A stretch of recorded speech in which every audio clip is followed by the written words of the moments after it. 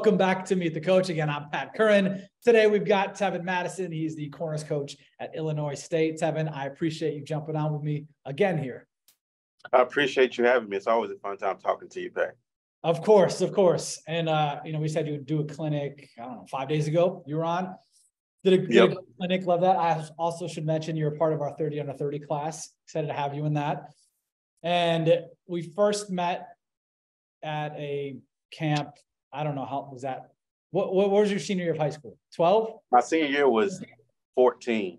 So it was probably 2012, 2013. Okay, so it was 12, 13 where I met you. You just weren't a senior. Okay. At a camp we were hosting, and now we've known each other since. And you're doing great things on the other side. Hung up the cleats, picked up the whistle. What made you want to get into coaching? Honestly, knew I just wanted to stay around football. Obviously, knew I couldn't make it to the NFL. Realized that window closed for me. And then just kind of going through trying to get a job, and had a job and realized that that wasn't the life I wanted to live, and knew my true passion. So I worked at a place called I was actually still in playing football. I was playing arena football. I was playing Tucson. And you got a lot of free time. So I got the chance to have a part-time job and trying to see what I like. So it was a job called Coworks, and me and a couple of teammates, we got the job, and it was answering phones and kind of helping guys shop online for phones. It was not me at all. Okay. And it took a different type of animal, just like football takes a different type of animal, but it wasn't for me. So what I did was I said, man, I got to make sure that I don't have this lifestyle once I'm done playing. And got the opportunity. I knew that I wanted to coach because the coaches pour into my life. It's a big reason why I coach Kevin Whiteside, Coach Cricket, as we call him. He changed my life, and I knew that I wanted to change somebody's life as well. So, and I know you had a coach who you played for, got you into coaching, right? And that's correct. And I guess like you talked about this in your clinic at the beginning of it the other day was too. You're someone who you're the baby of 10. Correct. But the twin, I meant to ask you about this. So how much older is your twin? So a lot of people always assume it's like 1 or 2 minutes, but it was actually 47 minutes. I was stubborn, as my mama would say. So they actually had to cut me out. So I was a stubborn baby, stubborn child. So crazy. Yeah, I know a couple of sets of twins. None of them have I heard that wide of a gap. Yep. 7 minutes. So you were the baby of 10 growing up. You talked about that a lot in your clinic as you were just kind of introing like who I am and what made me. And now you talk about the coaching profession. How do you take, how you grew up, the coaches that affected you and helped you and guided you, and probably some that you didn't like, right? I'm sure everyone has coaches you don't like. Yep. How has that helped shape you as a coach? And especially when you start, you started in 18, correct? Coaching? Yeah. No, I started in 21. Yep. That's right. Yep. So three seasons, right? Yep. So 3 seasons. I know it's recent. Forgive me on that. But so you're new to it, right? So you start. How did you mold into like, all right, I know ball, but now how do I be a coach? It's a different thing than just knowing what to do. Yeah, it's extremely different. But every piece of my environment, every person that I've ever talked to, every interaction I've ever had has molded me to the coach that I am today. Especially growing up, we talked about being the youngest of 10. That's the biggest part of who I am. And I think that is a credit to how I coach and how I interact with people, because when we're in the house like we are, it's my mom's kids, my dad's kids, my grandmother's kids, my auntie's kids, and it's 20, 30 people in there, and I'm the smallest and I'm the youngest. So I got to be able to win people over, know what to say. If I get angry, I got to be able to say the right things that don't make them tick too much, because they're bigger than me, so they can overpower me. So just understanding understanding people. And I think that's one thing that I do better than anybody in this world. And I know people. I can understand people. I know when they're about to tick. I know what makes them happy. I know what motivates them, and I can kind of identify those things really fast. So that's the biggest part of molding what's molded me to be a coach. The next thing is just like you said, the coaches. What I liked about coaches, I really liked being around Coach Malone at Kansas State. been around Ray Smith and Coach Two and Jerron Williams, or Steckel now. So those guys, man, just taking things that they've done, and then just also been around coaches that I didn't care for when I was a player, and I just swore if I was a coach, I would never be like this coach, right? And because at the end of the day, those cats will, cats, you pour so much into these cats, you affect their day. You have no idea what the words you say to these guys, how it would affect the rest of their day, the rest of the week, and their lifestyle at home. And I kind of just, like you said, just every coach that I've come in contact with, every player, every teammate, every family member, every teacher, they've all molded me. Things that I would like, things that I didn't like. I kind of took all the things and put them in a basket, and still doing it to this day. So, yeah.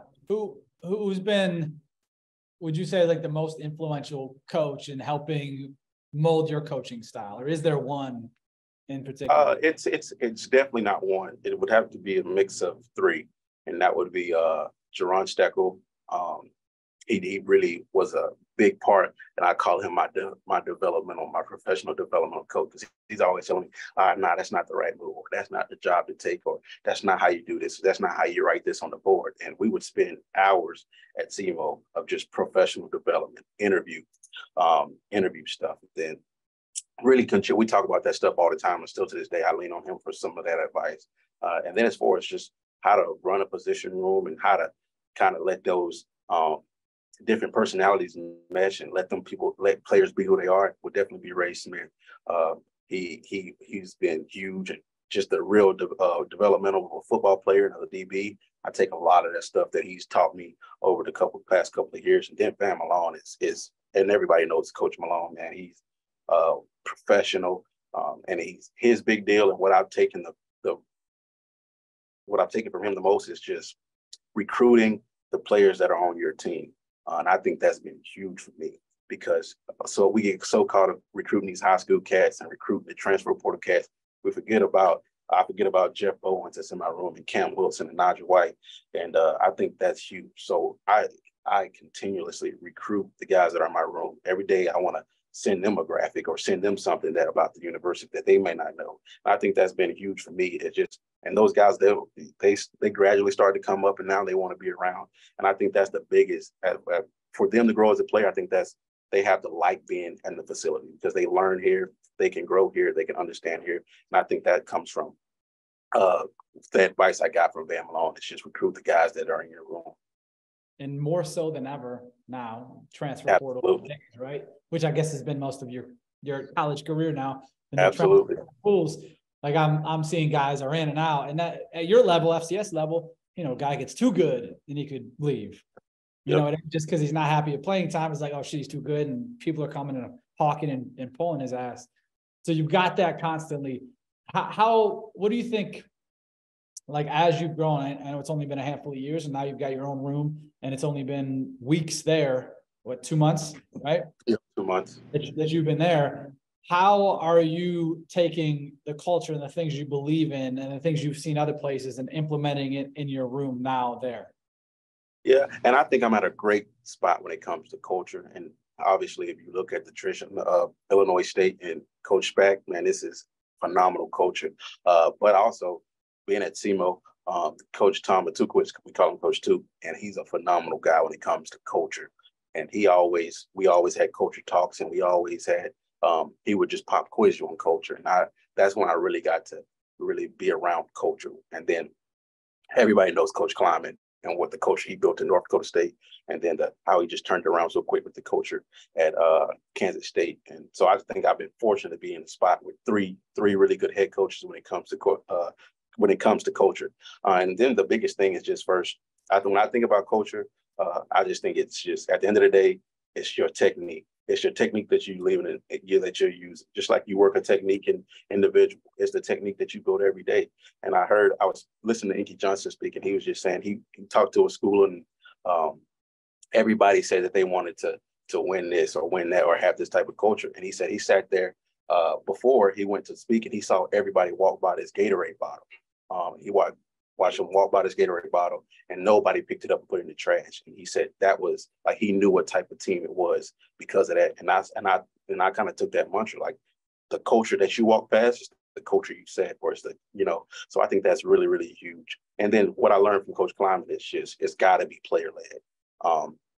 It has to be, the culture has to be, it has to be from your alpha male. Your alpha male's got to say, hey, nah, this is not what we do, or hey, this is how we do things. So it has to come from the top guys on your team, the best players, obviously, and the hardest workers. And then lastly, I think I would never ask somebody to do something that I wouldn't do, or be somebody I wouldn't be. And I think that's one of the most important parts of culture. Don't ask somebody to do something you wouldn't do, and don't ask somebody to be somebody you wouldn't be. Oops, I was muted there. It's loud in here today, echoey. Oh, but we talk a lot about culture when we do this Meet the Coach, because I think it's interesting to hear, and everyone's got a different angle, and I think it's important to like take that specifically and take it to other people's rooms. That's why I like to talk about it. But you constantly hear people talk about when the guys do it. Like, you can say whatever you want to say, but when the guys start to do it for you, that's when you know you've built the culture. It's not just something on paper. It's not just something on the whiteboard. Like, now it's the thing, right? They're the ones putting it out there, and they're the ones saying, like you said, the alpha males, like, no, that's not how we do it here. Yeah, I agree. 100% agree. Yeah. How were you able to navigate that when you started? Like, again, 2 months, you're new. Who's this dude? And I mean, they had a different coach there for like 2 weeks, right? Yeah, it was something similar to that. I think the biggest deal is, for me, it was just, like I said, I wouldn't ask them to do something that I wouldn't do. And I was willing to show them if I had to show them, this is how we do things. And then just one, I think first and foremost is just grades, right? I think that's a huge part of it. And so what I showed, I had cats struggling in class, and they came to my office, and I showed them, hey, I'm still in class, right? I just came from a graduate assistant. I'm still holding my end of the deal. Oh, really? Just because it's something that I started, it's something I'm going to finish, and it's something that is important. And I think that's been huge. And so, like I said, it's got to start with you. It's got to start with you, and then it's got to be your alpha males. And two of my alpha males, and they've kind of taken that role. Say, hey, I'm slipping, coach. That's not how we do things, right? Or, hey, come on, let's go. And I think that's been the biggest part, just showing them that I'm willing to be the coach that I'm talking about. I'm not just living it. And it's easy for me to be the coach that I'm talking about, because, like I said, I don't take from other people's manual. This is who I am. I'm going to be a tough guy. I'm going to be a humble guy. I'm going to be a guy that gives effort. I'm going to be a guy that has good attitude. I'm going to be a guy that loves people and loves football. And it's nothing fake coming from me. So I think that's the easiest part of me. It's just me being that person, being willing to be the person I'm telling them to be, and it is who I am. So, sure. When you get your degree, or how long do you got the Kansas State graduate assistantship? Mm-hmm. Is that all? Yes. Yeah. So I kind of been talking to him. I got some classes to transfer over, so I'll probably be finished by the end of the summer. So. Oh, so you'll get a degree from Illinois State, you think then? No, from Kansas State. I'm going to finish out there. It's something I started. I know it'll mean the world to my mom. I'll be the first one of her kids to do it, and being the youngest, it'll make her feel really, really good. All of us went to college. Two of us graduated, my oldest and me, and then I'll be the first one to get a master's degree, and I know that would be bigger than any football deal that I ever had. And like I said, I'll be able to say, hey, kid, this is what I've done, or this is what I did. And like I said, I'll be able to share that information with them, and I'll be able to speak from my heart when I say that, hey, this is what you can do, right? This is what I need you to do. So. Sure. And I know you talked first, you need to go give that degree to your mom, let her put it up in her place. And I know you talked in your clinic just about like relatability, and like, I've been through stuff, and I've been through struggles, and like how you're able to, this damn fly, how you're able to, be relatable to your guys, and you're a younger coach, and you're able to, like, on their level in ways, knowing there's a separation between coach and player, but like, hey, I've been there. I've dealt with tough things too. And I understand you're there. Now here's where we need to go from here. Say it one more time. I said, like, you're a guy, and you talk about this in your clinic, who's been through a lot, right? You've had struggles, ups and downs, and you talked about relatability specifically with your guys and how important that was for you. New room, new place, all that stuff is like, being kind of open in a way of like, hey, I've been there. Like, everything's not been perfect for me either, but like, that's an important thing for you. Yep. I think was something that Coach Madison Bunch, he's now at the Rutgers, he always used to tell me, man, you just got to be honest, open, and transparent with these guys. And that's what I'm willing to do, because that's, at the end of the day, I care about people and I care about lives and pouring into people. And people don't really care about what you know until they know who you are, until they know you care. And I've been through so much. Like my dad got arrested when I was ninth grade for murder. And like I talked about, every male in my family has been arrested or still in prison, not getting out of prison, murder charges. It's just, it motivates me that I'm not there. And like I'm so willing and open to talk about it, because at the end of the day, you don't know what people are going through. There's people that I work with that I will never know that information, just because I choose to have that. I choose to say, hey, it doesn't matter what he went through or what my brother went through or what my cousin went through or my uncles went through.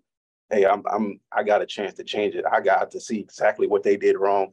I got a chance to, to make a different way. And I can show those cats the same thing. Like, okay, sure, your dad went to prison, right? Sure, your brother's in prison, but at the end of the day, you can change it. You can use that to motivate you, as I do myself. So I'm willing to be super honest and open and transparent, just so they understand, like, I'm a human. I'm not a coach. I'm a human first and foremost. And I'm somebody they can talk to when things get rough. So. And as you know, that's not the most common thing. A lot of people are Absolutely. not that way, not transparent, not open. I don't know any of the coaches I had. I know one of them, my last coach, Brad Wilson, who's at Indiana State. But outside of him, I don't know anything about my other DB guys at all. Right. Or my coordinators, or my head coaches. That was it. So I think that's something that especially young bucks appreciate now more than ever. Yep. What do you think separates you from a DB coach philosophy? Not just like, you're a people person and that sort of thing, but like how you coach and teach your players. Yeah. And I think, I never try to rewrite the script, but the things that I decide to focus on, just like you see in my clinics, technique is the technique, and we're going to be really sound at it. But I'm going to give them, hey, when this happens, and this is why it happens. Like, I give these post-snap identifications. And I think I focus on different parts of techniques and different parts of identification when it comes to technique-wise. As far as just as a DB coach, I've been there. I've played every position. I played thousands of snaps at a high level. I know the most important thing at the time is not what I'm teaching or not what I'm supposed to be teaching. It's what they're doing and what they're thinking. So I kind of relate to them as, I'm just never, hey, you're supposed to be doing this or you're doing that. It's, what did you see? Because that's the most important thing. With their eyes, what they know, it's them. They're the person that's doing it. Obviously, if I had a robot out there that could do exactly what I wanted them to do, that's what I would have out there. But right. We have those individuals, we have the individuality, and we have the brains, the different brains and the different assets, and we have different talent levels. And those guys know what they see, those guys know who they are, and they can trust that. And I allow them to trust that, but I do want to have that dialogue with them instead of that coaching relationship. Hey man, that's not how I teach it. Hey, why did you do that? Okay, yeah, maybe, yeah, I saw what you said, I saw what you saw, but I think this is a better way to do it. Right. And that's kind of the philosophy that I take when I coach these guys, because I was a DB and I was like, yeah, coach, I'm supposed to motor right there, but I know this is happening. And, I wanted to have that open dialogue and that open relationship, like that fluid coach player relationship. So. Yeah, I like that. And as you know, you're asking why. The biggest thing you're going to get from your guys is, why am I supposed to do this? Why am I? So you get that why. They can understand it. It's a full circle kind of thing with it. Mm-hmm. Absolutely. I try to make it just like, even with install wise, just having an open dialogue.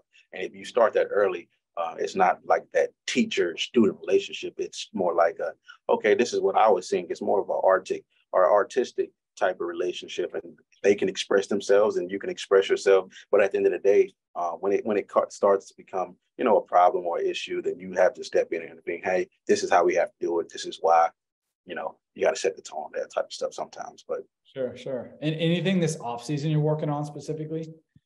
I would just definitely say my lifestyle. I started just a few months ago, just having a strict lifestyle. One, just to allow me to prepare mentally and being in top shape and physical shape, spiritual shape, and mental space. And I think that's been a huge difference. Just going to bed at 9 o'clock, waking up at 4 a.m., eating fruit, exercising, getting my steps in a day, reading. And some of those things that my homeboys, they challenged me to do. And they held me accountable. We all got each other's fitness app tracked on there. And so they was like, hey, man, your feet not on the ground. They'll text me that if I don't have my steps in by the end of the day. Just allowing myself to grow as a person. And I just understand the people under me will grow as well. So just having a different lifestyle will help me prepare mentally, physically, and how those guys prepared as well. I like that. What last thing, and I'm going on this one, best coaching advice you've gotten?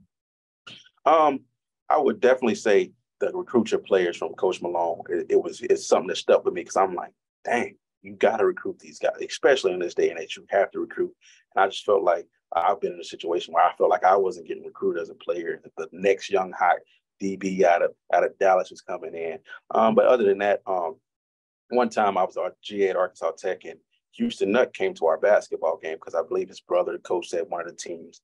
And we asked him, like, Coach, if you give us some advice, just give us advice. He gave us 5 minutes of advice, and you could just tell how, like, he was on a different level. But the best thing he said is just always make sure that you're putting your work out there and that your work is the best work that you have. So whenever you coach you're coaching these cornerbacks at Arkansas Tech, and somebody says, dang, who's coaching these guys? And just making sure that your work is your best work and it's your work. It's not somebody else's work. It's who you are, and it reflects on the field. And that was one of the biggest advice that I got. Love that. Awesome. Great stuff. Really appreciate you jumping on with me. No doubt, man. I appreciate you.